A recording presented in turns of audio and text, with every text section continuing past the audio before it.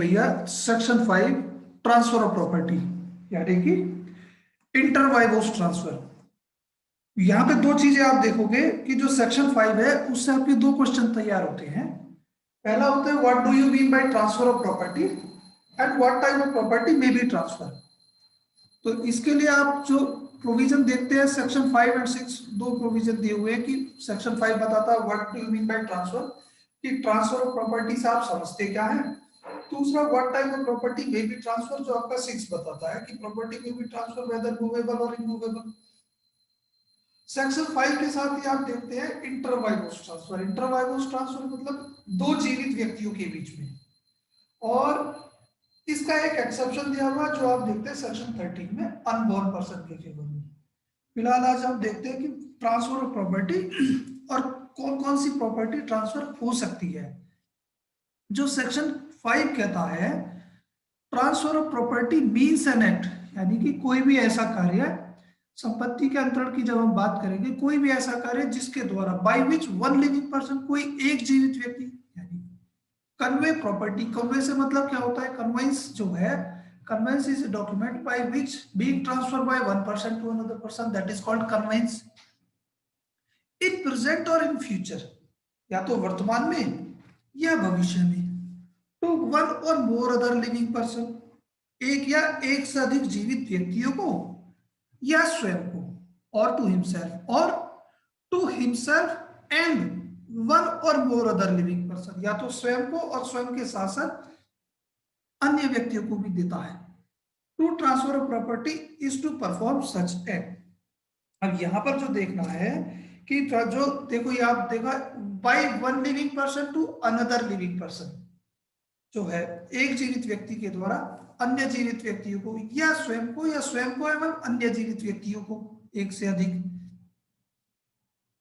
अब ये तो क्लियर हो गया भैया कि जो ट्रांसफर ऑफ प्रॉपर्टी है वर्तमान में होगा, the transfer property must be made by living person, किसी एक जीवित व्यक्ति के द्वारा ही ट्रांसफर ऑफ प्रॉपर्टी का ट्रांसफर किया जा सकता है। और जो लिविंग पर्सन है उसका दूसरा काम क्या होगा, उस प्रॉपर्टी को वो कन्वे करेगा। कन्वे से मतलब क्या, एक व्यक्ति के द्वारा दूसरे व्यक्ति को जा रही है, और वो कन्वेंस जो है either in present or in future effective हो सकती है। और प्रॉपर्टी की जब हम बात करेंगे तो property either B movable or immovable. दूसरी चीज क्या है, जिस समय वो ट्रांसफर किया जा रहा हो, ट्रांसफर इफेक्ट में आना हो, उस समय डेट ऑफ ट्रांसफर पे वो प्रॉपर्टी एग्जिस्टेंस में होनी चाहिए। एक किसी व्यक्ति को की जा सकती है, स्वयं को की जा सकती है, या स्वयं के साथ साथ अन्य व्यक्तियों को भी की जा सकती है। अब जब यहां पर हम ये देखते हैं और टू हिमसेल्फ, देखो प्राची बताएगी कि जो खुद को कोई प्रॉपर्टी कैसे ट्रांसफर होगी। सर खुद को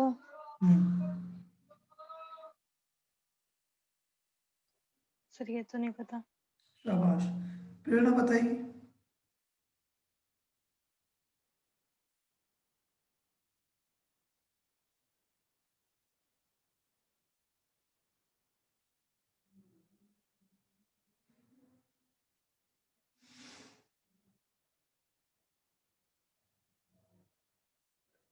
खुश कैसे होगी भैया? अगर आप किसी ट्रस्ट के ट्रस्टी हो तो फिर आप अपने को कर सकते हैं। बिल्कुल सही बात। जो हिमसेल्फ शब्द की हम बात करते हैं, ये हिमसेल्फ शब्द आपका अमेंडिंग एक्ट आया था 1929 में, उसके द्वारा इसको ऐड किया गया था। The word himself in section 5 of Transfer Property Act were added by amending act 1929। अब दूसरा यहाँ देखो भैया 10 सेक्शन लिविंग सेक्शन की और लिविंग पर्सन की जब आप बात करोगे तो लिविंग पर्सन में इसमें तीन चीजें आप देखते हो, company, association, body of individual, weather incorporated और नॉट। तो कंपनी को भी जहां आप लिविंग पर्सन की बात करते हैं, अगर कंपनी लॉ में देखोगे तो जो कंपनी का इनकॉर्पोरेशन है, उस इनकॉर्पोरेशन की प्रक्रिया के द्वारा ये प्रूव किया जाता है, ये एस्टेब्लिश किया जाता है। तो company means artificial person, artificial living person. इसीलिए जो कंपनी है उसको आप जब ट्रांसफर ऑफ प्रॉपर्टी एक्ट के परव्यू में जाके देखेंगे तो वहां भी उसे क्या है, एक लिविंग पर्सन की संज्ञा दी जाती है। इसी तरीके से एसोसिएशन, एसोसिएशन जैसे पार्टनरशिप फर्म होगी, body of individual weather incorporated और नॉट, जो एलएलपीज वगैरह है, चाहे कॉर्पोरेशन हो चुका है या नहीं, अगर किसी संस्था है तो उसके द्वारा, जैसे सोसाइटीज है, अब सोसाइटीज की जो प्रॉपर्टी सोसाइटीज है या ट्रस्ट है, इनके द्वारा प्रॉपर्टी ट्रस्ट के नाम से या सोसाइटी के नाम से खरीदी जाती है और बेची जाती है।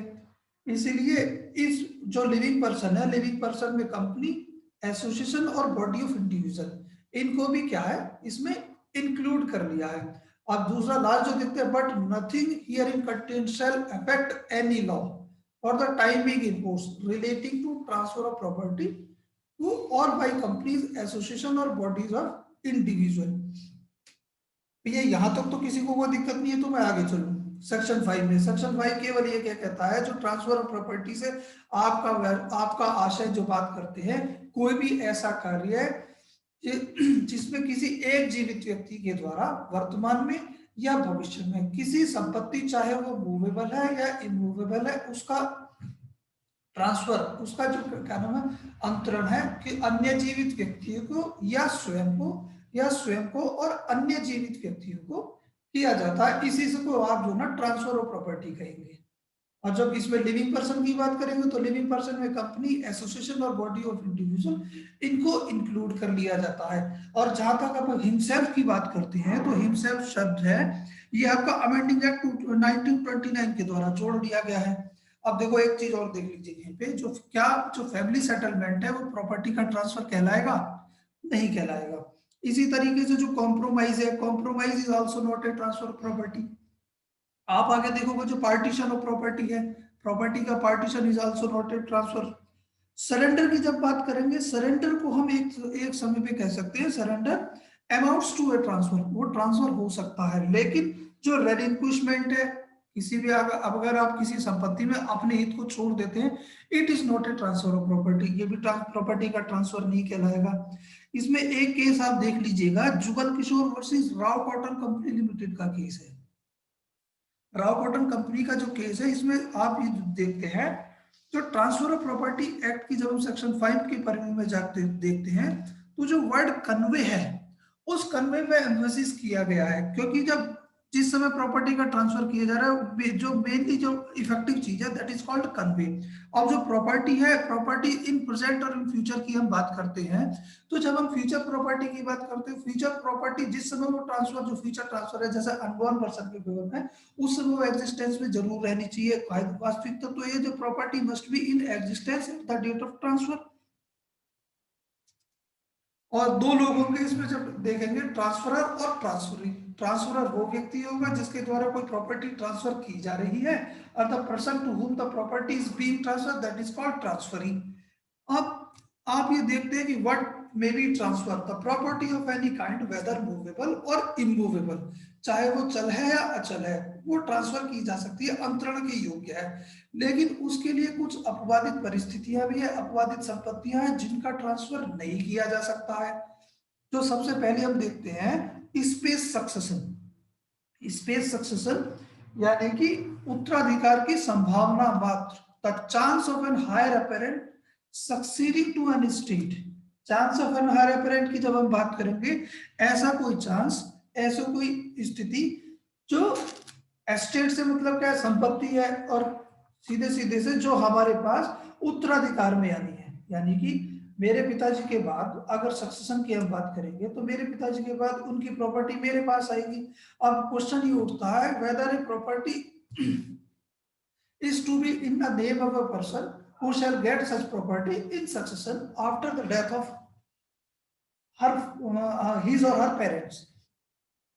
तो ऐसी संपत्ति का ट्रांसफर जो है, आपका सेक्शन 6 का क्लॉज ए उसको मना कर देता है कि इस तरीके की जो भी संपत्तियां होंगी, जो उत्तराधिकार की संभावना मात्र से जिनमें दिखाई देता है कि इन फ्यूचर ये प्रॉपर्टी हमारी होगी और हमारे नाम में अपने आप ही डिवॉल्व होगी बाय ऑपरेशन ऑफ लॉ जिसे आप कहेंगे, तो उस संपत्ति का ट्रांसफर नहीं किया जा सकता।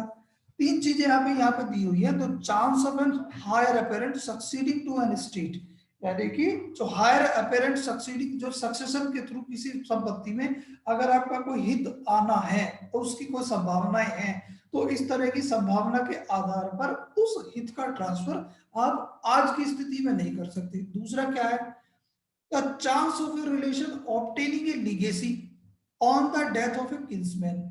अब यहाँ पे मुझे कोई बताएगा लीगेसी क्या है?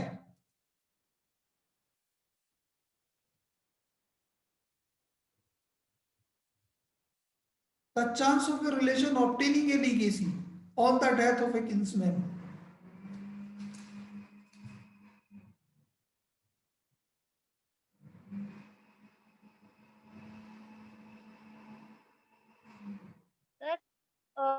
It means amount of money or property left to someone in a will.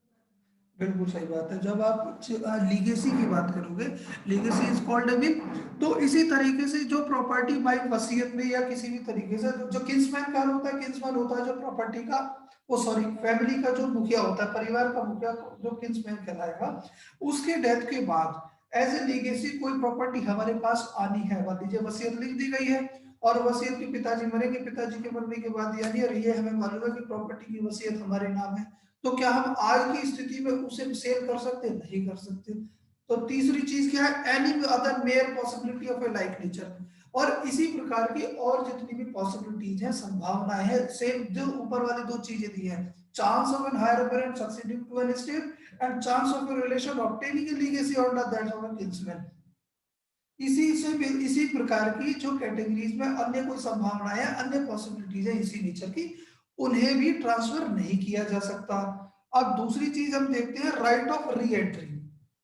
Right of re entry के लिए भैया आप ये देख लीजिए कि जो हर्षित जी है हमारे, हर्षित जी ने अपना जो मकान है वो किराए पर दे दिया, किनको? श्रेयांश जैन को, और श्रेयांश जैन को किराए पर देते समय ये कंडीशन उसमें लगाई थी कि भैया आप इसमें कोई भी ऑल्ट्रेशन नहीं करेंगे, इन केस अगर कोई आप ऑल्ट्रेशन करते हैं तो उस स्थिति में आपका जो टीनेंसी वाला ट्रांजैक्शन है, आपकी जो लीज डीड है, ये खत्म हो जाएगी, इसे आप उस समय पे जो ना रिजेक्ट मानिएगा।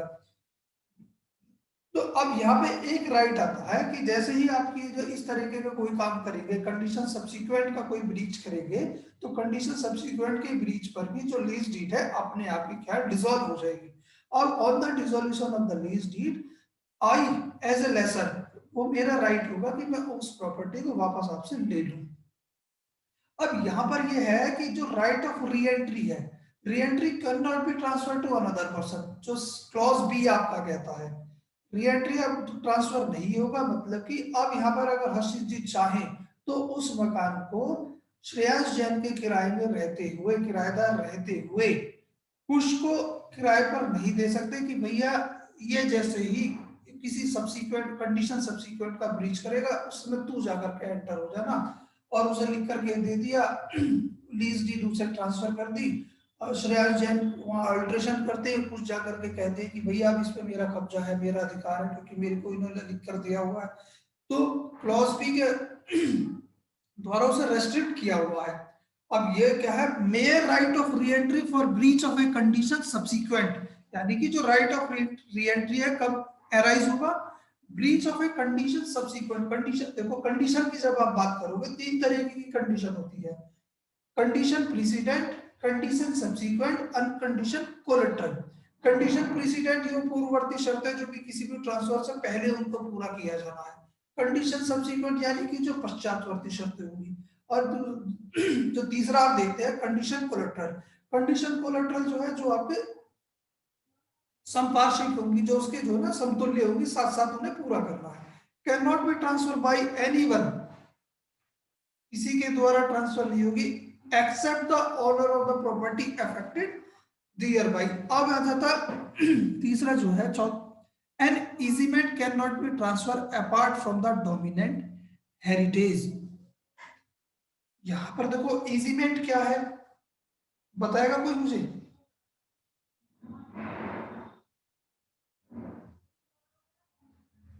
अर्षित सर।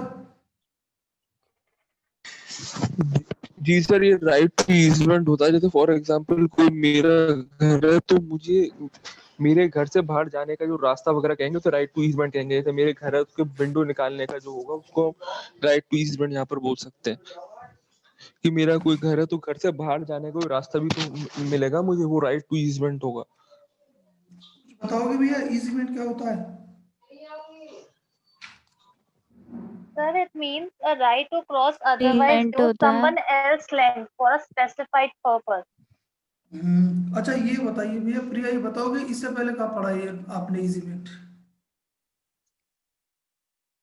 सही है, उसमें पढ़ा था लिमिटेशन के 25 में।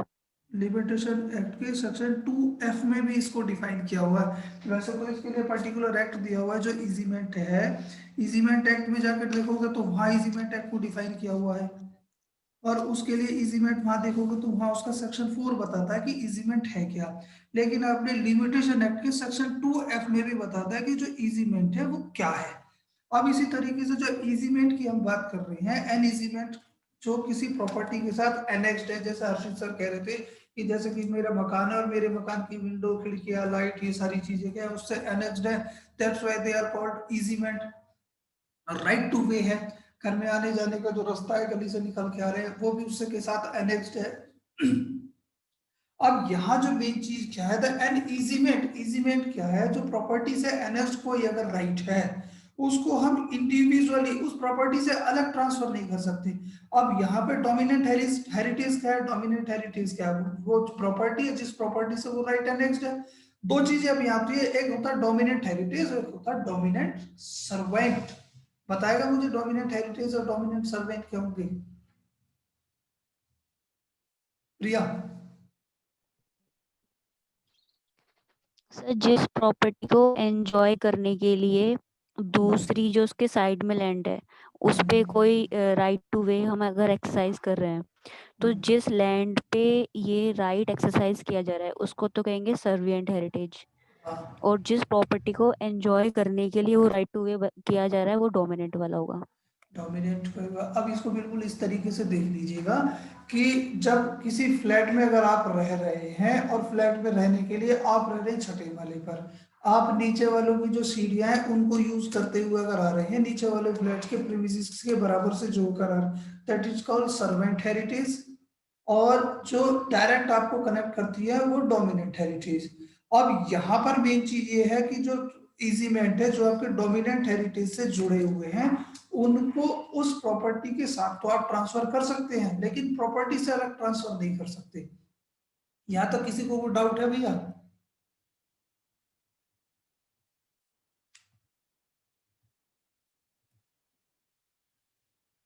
नेक्स्ट आता है आपका भैया रेस्ट्रिक्टेड इंटरेस्ट। रेस्ट्रिक्टेड इंटरेस्ट से मतलब ये है कि एक व्यक्ति के द्वारा कोई प्रॉपर्टी ट्रांसफर की जाती है और प्रॉपर्टी को संपत्ति को अंतरण के समय पर कोई पर्टिकुलर इंटरेस्ट वो उसमें अपने लिए रेस्ट्रिक्ट कर लेता है, अपने लिए रख लेता है। तो उस रेस्ट्रिक्टेड इंटरेस्ट को बाद में उसके द्वारा किसी अन्य व्यक्ति को ट्रांसफर नहीं किया जा सकता।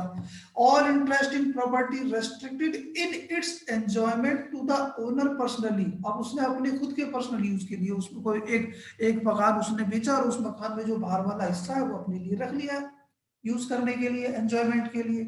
Can not be transfer by him. और इसके बाद जो आता है right to future maintenance, whatsoever manner arising. Right to future maintenance की आप जब बात करोगे जो फ्यूचर जो 125 के आप मामले देखते हैं उन 125 के मामलों में 125 की क्लेम फाइल हुई, पिटीशन फाइल हुई, पिटीशन फाइल होने के बाद कोर्ट के द्वारा जो है जो मेंटेनेंस अमाउंट है वो तय कर दिया गया। मेंटेनेंस तय करने के बाद अब महिला के पास राइट है कि मंथली उसे जो ना मंथली अलाउंस उसको मिलते रहेंगे।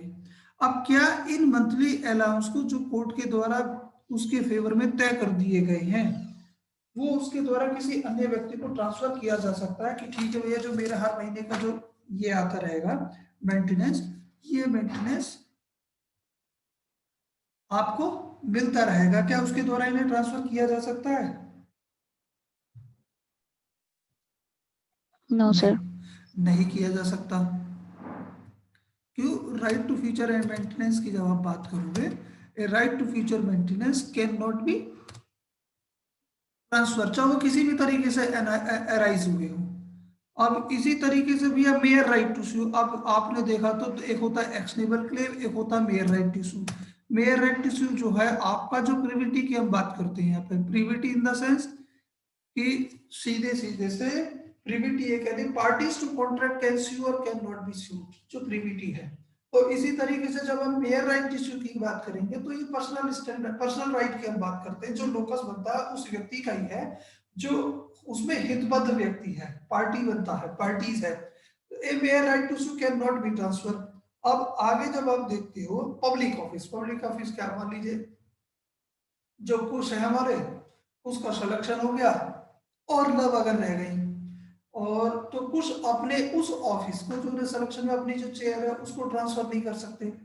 आगे देखते हो उस पब्लिक ऑफिस से मान लीजिए जब इनका सिलेक्शन हो जाता है, उस सिलेक्शन के द्वारा जितनी भी सैलरीज इनको आ रही है, वेदर बिफोर और after is has become payable, जो पेबल हो जाएंगी ना, उन सैलरीज को ये ट्रांसफर नहीं कर सकते। ऐसा भी नहीं कर सकते ठीक है भैया काम मैं करता रहूंगा, सैलरी इनके अकाउंट में जाती रहेगी। दूसरा क्या, जो स्टाइपेंड्स हैं, स्टाइपेंड जो भत्ते ही नहीं मिलेंगे इन्हें, जो मिलिट्री नेवल एयरफोर्स के जो पर्सन होंगे या सिविल पेंशनर है गवर्नमेंट के, और या पॉलिटिकल पेंशन हैं, कैन नॉट बी ट्रांसफर। अब इसके बाद आप देखते हैं सेक्शन 23 कॉन्ट्रैक्ट एक्ट के परव्यू में जाकर के देखेंगे कि कोई भी ऐसा संपत्ति के अंदर संपत्ति का ट्रांसफर नहीं किया जाएगा जिस संपत्ति को, जिस ट्रांसफर को सेक्शन 23 के परव्यू में जाकर के मना किया गया है। सेक्शन 23 क्या कहता है कॉन्ट्रैक्ट एक्ट का सेक्शन, वो कहता है कि अनलॉफुल ऑब्जेक्ट और अनलॉफुल कंसीडरेशन की बात बताता है। सेक्शन 23 में वहां कहता है द कंसीडरेशन और object of an agreement is unlawful, किसी भी, वो सॉरी लॉफुल है, किसी भी कॉन्ट्रैक्ट का जो कंसीडरेशन है और ऑब्जेक्ट है वो लॉफुल होगा जब तक कि क्या, वो लॉ के द्वारा उसको या तो मना ना किया गया हो, या इस नेचर का ना हो कि अगर उसे परमिट किया जाए तो वो जो लॉ के प्रोविजन है उन्हें डिफीट कर देगा। If permitted it would defeat the provision of law, या फ्रॉडुलेंट है, या इन्वॉल्व करता है या इम्प्लाइज करता है इंजरी किसी व्यक्ति को या संपत्ति को, या कोर्ट ये समझता है कि भैया ये इमोरल है या पब्लिक पॉलिसी के अगेंस्ट है। और इन सभी परिस्थितियों में जो आपका कंसिडरेशन है और ऑब्जेक्ट है वो अनलॉफुल होगा। अब यही ये कहते हैं for an unlawful object or consideration within the meaning of section 23 of the Indian contract act. अब लास्ट में जब आप देखते हो ये आता है nothing in this section shall be deemed to authorize a tenant having a transferable right of occupancy. The farmer of an estate in respect of his default has been made in paying the revenue, or the lessee of an estate under the management of a court of wards to assign his interest as such tenant, farmer or lessee। ये मुझे बताएगा भैया क्या कहना चाह रहा है, कुछ बताओगे भैया क्या कहना चाह रहा है ये। सर ये कह रहा है कि जैसे अगर कोई टेनेंट रह रहा है किसी प्रॉपर्टी में तो फिर वो नहीं ट्रांसफ़र कर सकता उस प्रॉपर्टी को क्योंकि उसके पास ऑक्यूपेंसी का राइट है। और सर कोई फार्मर है अगर उसने कहीं डिफ़ॉल्ट किया है पेमेंट में तो वो ट्रांसफ़र नहीं कर सकता। और सर कोर्ट ऑफ वॉर्ड्स तो मुझे पिछली बार भी समझ नहीं आया था। प्रिया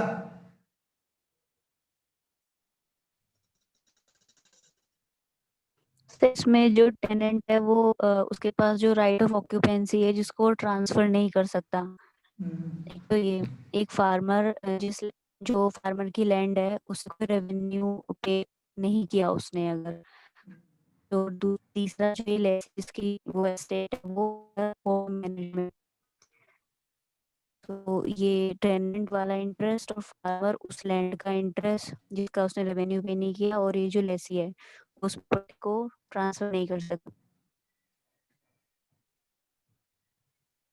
अंजलि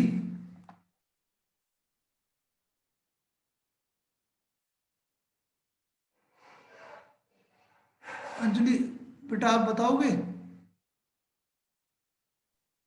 हेलो हेलो, हाँ बेटा आप बताओगे। सर इसमें जो टेनेंट है वो अगर उसके पास ऑक्यूपेंसी का राइट है तो वो इसलिए ट्रांसफर नहीं कर सकता बिकॉज उसके पास खुद ट्रांसफरेबल राइट नहीं है, तो बिल्कुल वो सही बात। उसको ट्रांसफर नहीं कर सकता। और अगर एक फार्मर है उसके पास जो एस्टेट है जिसपे उसने खुद रेवेन्यू पे नहीं किया है पूरा, तो वो जो प्रॉपर्टी है वो ट्रांसफरेबल नहीं है बिकॉज वो ऑलरेडी डिस्प्यूटेड है, तो इसलिए वो ट्रांसफर नहीं कर सकता ये सब चीजें। और तीसरा,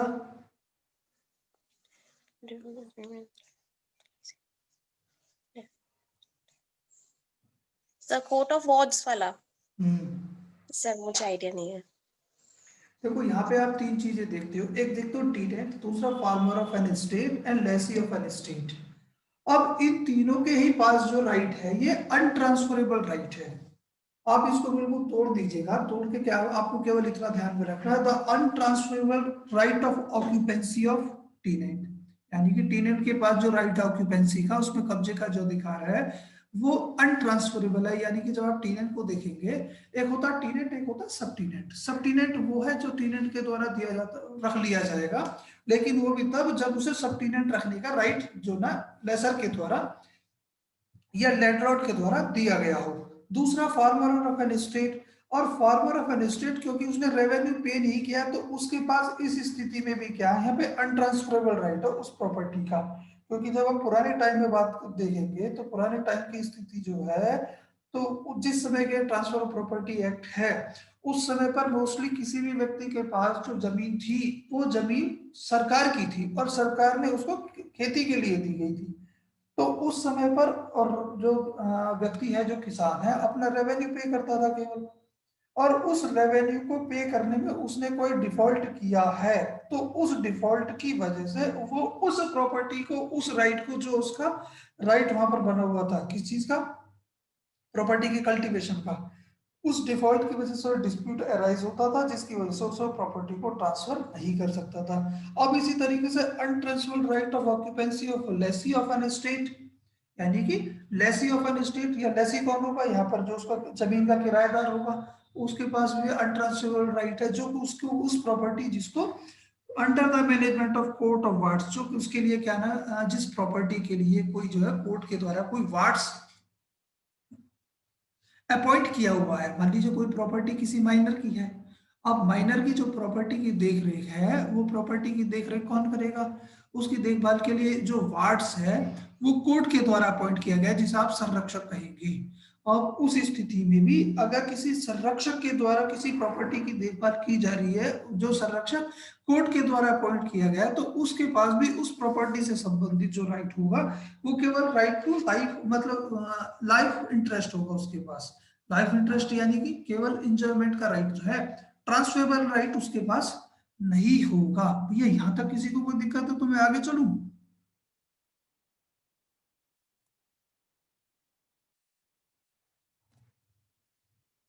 मेन चीज ये कि जब हम देखें प्रॉपर्टी ऑफ एनी काइंड में बी ट्रांसफर, अब ये तो क्वेश्चन ये राइज होता है कि भैया वो किसके द्वारा हो सकती है, कौन कौन व्यक्ति उसके लिए सक्षम हो सकते हैं, who is competent to transfer. तो जब कॉम्पिटेंसी की हम बात करते हैं तो जो आपका ट्रांसफर ऑफ प्रॉपर्टी एक्ट है उसके ऊपर जितने भी प्रोविजन अप्लाई होंगे वो सब कॉन्ट्रैक्ट एक्ट की जो जनरल प्रिंसिपल्स है वो इसके ऊपर अप्लाई होंगी। तो यहाँ पर ट्रांसफर जब आप करते हैं एक व्यक्ति के द्वारा दूसरे व्यक्ति को होगा। आपने आपने देखा तो बाई एक्ट ऑफ जो ट्रांसफर ऑफ प्रॉपर्टी यहाँ पर बाई एक्ट ऑफ पार्टीज है, यानी कि म्यूचुअल कंसेंट के द्वारा प्रॉपर्टी एक दूसरे को अंतरित की जा रही है। तो इसीलिए जो कॉन्ट्रेक्चुअल ऑब्लिगेशन यहाँ अराइज होती है तो सीधा सीधा सा दिया हुआ every person who is competent to contract. अब कॉम्पिटेंसी की जब आप बात करोगे, कॉम्पिटेंसी दी हुई है आपकी सेक्शन 10 में। सेक्शन 10 बताता है कि who is competent to contract, वहां दिया हुआ the person who is the age of majority and age of sound mind and not disqualified by law for the time being in force, यानी कि वो व्यक्ति जो मेजर है, साउंड माइंड है और लॉ उसे मना ना करता हो। अब मेजर कौन है, मेजोरिटी को दिया हुआ सेक्शन 3 इंडियन मेजोरिटी एक्ट में, वहां दिया the person who attains the age of 18 year, जिसने 18 वर्ष पूरे कर लिए, या इन केस अगर कोई गार्जियन अपॉइंट किया हुआ है तो उस स्थिति में एज ऑफ मेजोरिटी होगी वो आपकी होगी उसकी 21 ईयर।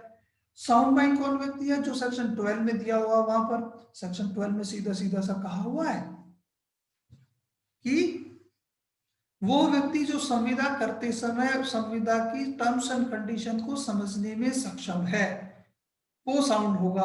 और डिस्क्वालिफाइड बाय लॉ, इंसॉल्वेंट है, इनसेन है, इन लोगों को मना किया हुआ है।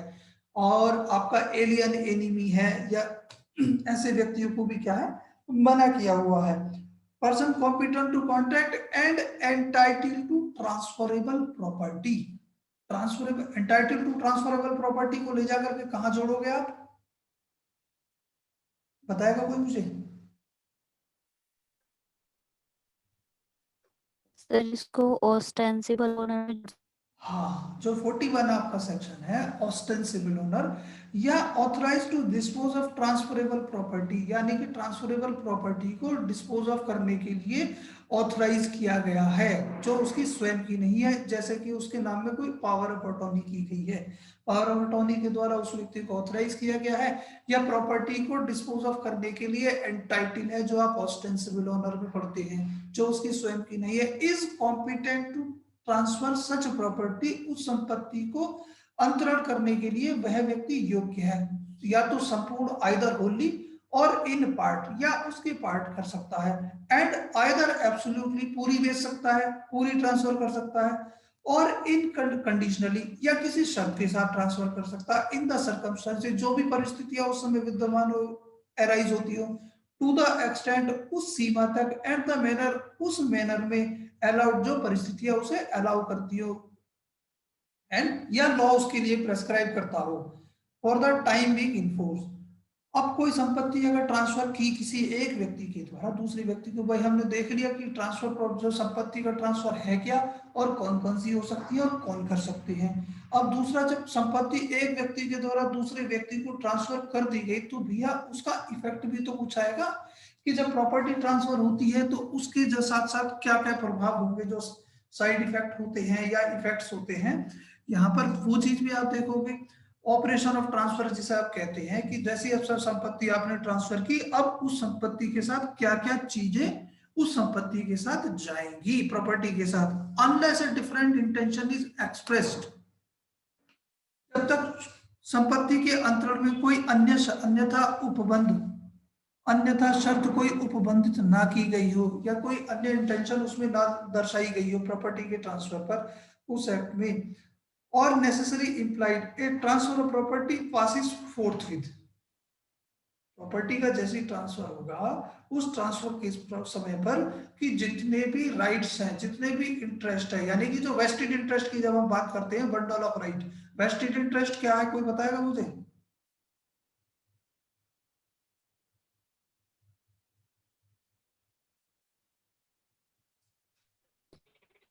सर जो उस टाइम पे एग्जिस्टेंस में है। हाँ, वेस्टेड इंटरेस्ट से मतलब है जो प्रॉपर्टी के रिगार्डिंग जितने भी अधिकार हैं, either to enjoy the property, either to sell the property, either to donate the property, either to give the property only, जितने भी राइट हो सकते हैं किसी प्रॉपर्टी के regarding, they are called bundle of right, यानी कि जो वेस्टेड इंटरेस्ट है। अब प्रॉपर्टी जब ट्रांसफर होगी तो इससे ये चीज आती है कि भैया जो वेस्टेड इंटरेस्ट है वही प्रॉपर्टी के साथ पास होगा। तो a transfer of property passes forthwith to the transferee, जैसे प्रॉपर्टी ट्रांसफर हुई, प्रॉपर्टी जो क्या तुरंत एकदम ट्रांसफरी होगी, ट्रांसफरी को क्या कहा जाएगा, all interest which the transfer is then capable, यानी कि वो सारे इंटरेस्ट, वो सारे हित जो ट्रांसफर के पास उस समय ट्रांसफर से जस्ट पहले उसके पास थे, in the property and in the legal incident thereof, और जो लीगल इंसिडेंट्स, जो लीगल चीजें जो उससे जुड़ी हुई थी, वो भी सारी की सारी उस संपत्ति के साथ चली जाएंगी। अब लीगल इंसिडेंट की जब हम बात करते हैं, तो लीगल इंसिडेंट में भैया क्या क्या चीजें ऐसी हैं जो प्रॉपर्टी के साथ जाती हैं, जैसे कि सपोज कीजिए अगर कोई प्रॉपर्टी लैंड है, तो लैंड है तो उसके साथ क्या इजीमेंट जाएगा, जो उसके साथ जुड़ा हुआ है, प्रॉपर्टी से कोई रेंट आ रहा है वो भी उसके साथ चला जाएगा, कोई प्रॉफिट उससे एक्रू हो रहा है, अराइज हो रहा है, वो भी उसके साथ चला जाएगा, और उससे जुड़ी हुई जितने भी चीजें हैं, थिंग्स अटैच टू अर्थ, यानी कि पता लगा बाग लगाया हुआ और बाग के जितने पेड़ हैं वो भी साथ जाएंगे। Such incident include where the property is land, the easement annexed thereto, the rent and profits thereof accruing after the transfer, and all things attached to earth। अब मान लीजिए अगर वो कोई प्रॉपर्टी मशीनरी है तब, तो जितने भी उसके मूवेबल पार्ट्स हैं वो सारे के सारे, और where the property is house, अगर कोई प्रॉपर्टी वो प्रॉपर्टी घर है तब क्या होगा, तो उस स्थिति में भी जितने भी इजिमेंट उसके साथ जुड़े हुए हैं वो भी, कि पता लगा मान लीजिए 10वें वाले पर कोई फ्लैट लिया हुआ है और 10वें वाले के जो फ्लैट है उसकी पार्किंग क्या है, पार्किंग तो फ्लैट पे होगी नहीं, पार्किंग हमेशा नीचे होगी, तो नीचे वाली जो पार्किंग है, पार्किंग वो फ्लैट के साथ ही जाएगी।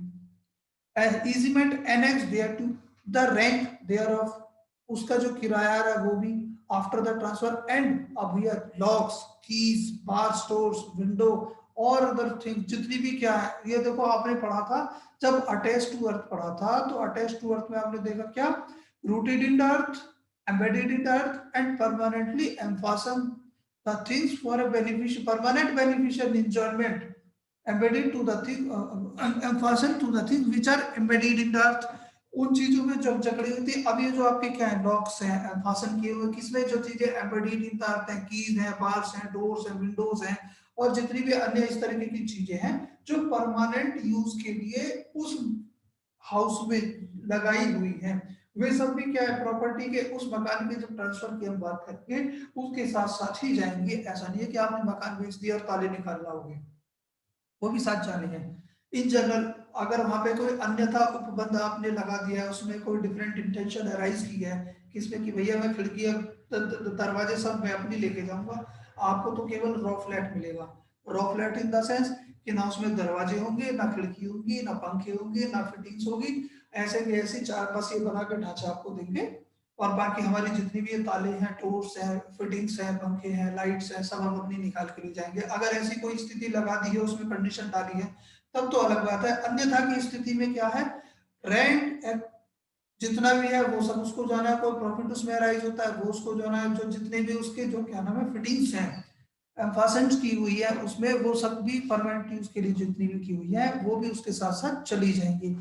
अब अगर कोई प्रॉपर्टी डेब्ट है तब, where the property is a debt or other actionable claim the securities thereof, अगर कोई डेप्ट है और डेप्ट है तो अगर सिक्योर डेप्ट है, मान लीजिए मोर्गेज है या प्लेज है, तो उसके लिए एज सिक्योरिटी जो भी चीजें वहां दी हुई है वो सब जानी है, except where they are also for other debts or claim not transfer to the transfer but not arrear of interest accrued before the transfer, यानी कि एरियर ऑफ इंटरेस्ट की जब आप बात करेंगे कि एक मकान ये मान के चलिए कि आपने मोर्गेज किया हुआ है, मोर्गेज करने के बाद 1 लाख रुपए उधार लिया हुआ है प्रॉपर्टी के मोर्गेज पर, और वो 1 लाख रुपए पे जो इंटरेस्ट है वो आया कितना 50,000 आ गया, या मान लीजिए 10,000 रुपये आया, 10,000 रुपये का जो इंटरेस्ट है, अब इसके बाद 10,000 रुपये का इंटरेस्ट आज की तारीख तक है, आज की तारीख में आपने ये जो प्रॉपर्टी है ये सेल कर दी, ये आज से पहले का जो इंटरेस्ट है इसको ट्रांसफर नहीं किया जाएगा, आज के बाद जितने भी उसमें एक्ट होंगे वे सारे के सारे जाएंगे।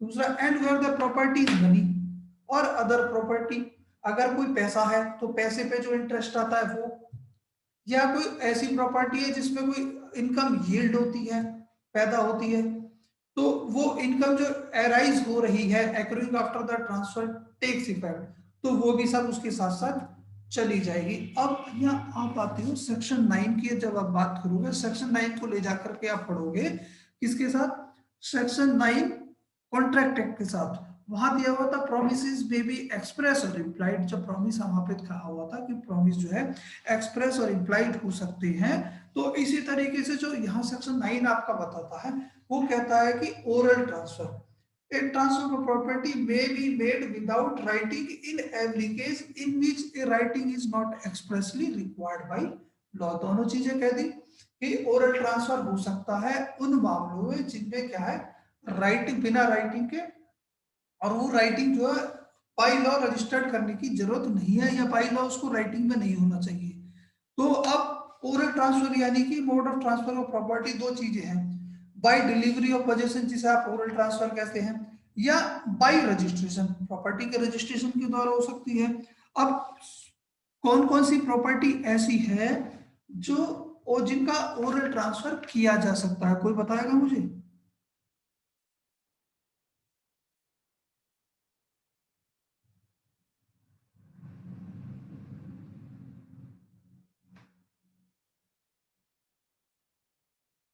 कोई नहीं बताएगा? सर रजिस्ट्रेशन के परव्यू से देखें तो ऐसी प्रॉपर्टी जिसकी वैल्यू 100 रुपए से कम है 100 रुपये से कम है। ये कहाँ दिया या हुआ फिर है? 100 रुपए तक ही ऐसी हम्म, सही है। रजिस्ट्रेशन के सेक्शन 18 में अगर उसको पढ़ते हैं तो रजिस्ट्रेशन एक्ट के सेक्शन 18 में। देखो अंजलि बताइए, अंजलि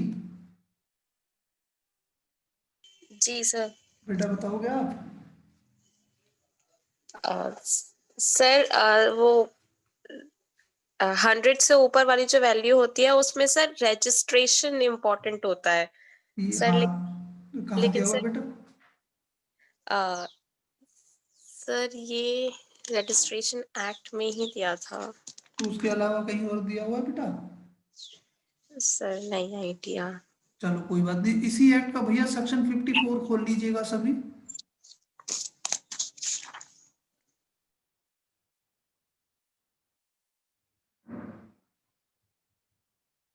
खुश पढ़ देना भैया क्या लिखा हुआ वहां पर। Sir, sale defined. Sale is a transfer of ownership in exchange for a price paid or promised or part paid or part promised. हाँ ये तो हो गया। अब ये देखो जो मेन चीज आगे लिखी हुई होगी ये बताएगी कि भैया सेल होती कैसे है। क्या लिखा हुआ देखना।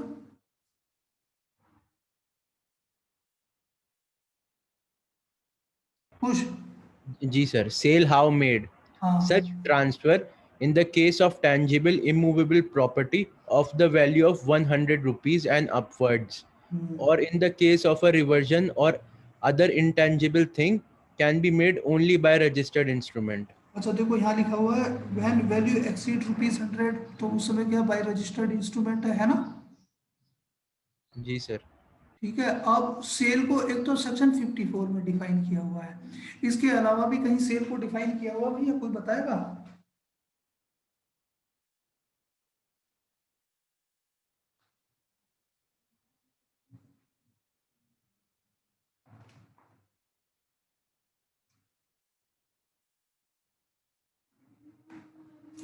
इसके अलावा सेल को कहाँ डिफाइन किया हुआ है?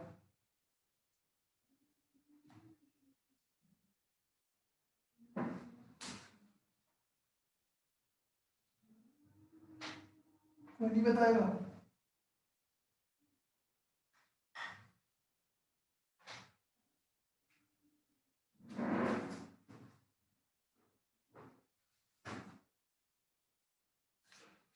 हर्षित सर, हर्षित सर। जी सर। इसके अलावा सेल को कहाँ डिफाइन किया हुआ कुछ बताओगे आप? सेल्स ऑफ गुड एक्ट में रखा है सर। हाँ सेक्शन बता दो फटाफट। वैसे सेक्शन नहीं पता सर मुझे। सेक्शन 4 दिया हुआ देखना भैया Section सर। 4. शाबाश खोल के देखना भैया क्या लिखा हुआ वहां पे सभी लोग एक बार।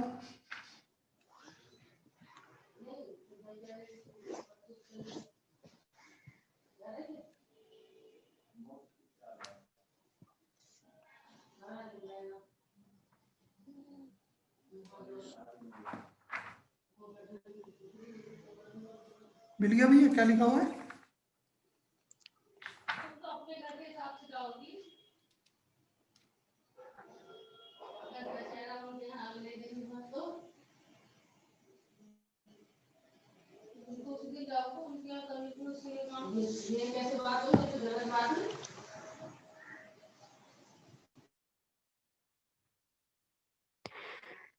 सर इसमें sale and agreement to sale की बात की गई है।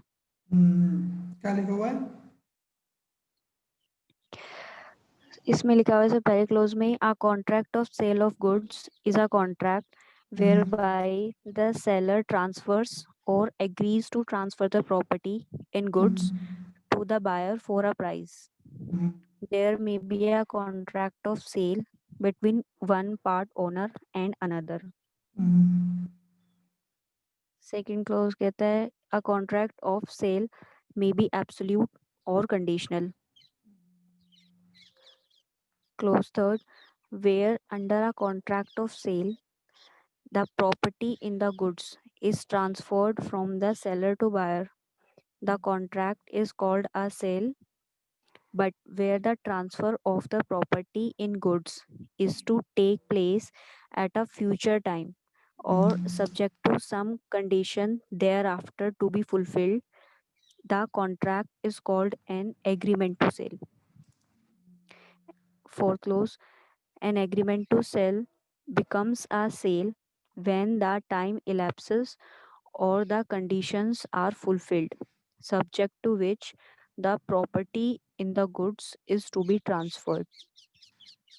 क्लियर है? देखो जब सेल आप देखोगे भैया, सेल आप दो जगह पढ़ोगे सेक्शन में। अगर आप देखो इमूवेबल प्रॉपर्टी की सेल की बात करोगे तो इमूवेबल प्रॉपर्टी के लिए आप ट्रांसफर ऑफ प्रॉपर्टी एक्ट में जाकर के देखोगे, जहाँ 54 भी दिया हुआ और वहीं साथ में लिख दिया अगर 100 रुपये या उससे अधिक की संपत्ति है तो उसका क्या है, आप जो है बाय रजिस्टर्ड इंस्ट्रूमेंट करेंगे। या सेल ऑफ रिवर्जन और अदर इंटेंजिबल है तो उसमें क्या है, फिर उसकी वैल्यू कुछ भी हो आप उसका क्या है तो भी रजिस्टर्ड इंस्ट्रूमेंट के द्वारा करेंगे। सिंपल मॉर्गेज की आप बात करते हो, चाहे उसका कोई भी अमाउंट हो तो रजिस्टर्ड इंस्ट्रूमेंट के द्वारा आप करेंगे। अदर काइंड्स ऑफ मॉर्गेज हैं उनकी भी आप बात करते हैं। Lease from year two year है वो बाय रजिस्टर्ड इंस्ट्रूमेंट होगी। भैया लीज की जब आप बात करोगे एक होती है मंथ टू मंथ लीज, एक होती है ईयर टू ईयर लीज, एक होती है एग्रीकल्चर लीज। ठीक है, ये इसमें जब आप लीज देखेंगे वहां देख लेंगे। एक्सचेंज 100 रुपए से अधिक की वैल्यू का है तो उस स्थिति में जब आप 118 में देखेंगे वहां उनका रजिस्टर्ड इंस्ट्रूमेंट के द्वारा आप करते हैं। या गिफ्ट की चाहे कोई भी वैल्यू हो सेक्शन 123 में किसी भी वैल्यू का, चाहे उसके 1 रुपए भी को, अगर 1 रुपए की प्रॉपर्टी का भी गिफ्ट है तो वहां भी क्या है आप उसका क्या है बाय रजिस्टर्ड इंस्ट्रूमेंट। और ये सारी चीजें जितनी भी हैं आपको जो रजिस्ट्रेशन एक्ट का सेक्शन 17 है वो ये बताता है। वहां आप तो 17 और 18 जब देखेंगे वहां दिया हुआ है कि किन किन डॉक्यूमेंट का रजिस्ट्रेशन कंपलसरी है और किन किन डॉक्यूमेंट का जो रजिस्ट्रेशन है वो ऑप्शनल है। ठीक है, अब तो रजिस्टर्ड इंस्ट्रूमेंट की। अब जब ओरल ट्रांसफर की आप बात करते हैं where writing is not necessary, जहां पर अब देखो ये क्लियर कर दिया तो 18 में जाकर के आप देखोगे जिन डॉक्यूमेंट का रजिस्ट्रेशन ऑप्शनल है, रजिस्ट्रेशन जरूरी नहीं है, where writing is not necessary under this act, the property may be transfer, वहां संपत्ति का ट्रांसफर किया जा सकता है orally, that is called by delivery of possession। और लेकिन जहां रजिस्ट्रेशन जरूरी है तो उस स्थिति में आप उसके लिए रजिस्ट्रेशन यानी कि रिटन डीड उसके लिए कंपलसरी होगी। भैया यहां तक अगर किसी को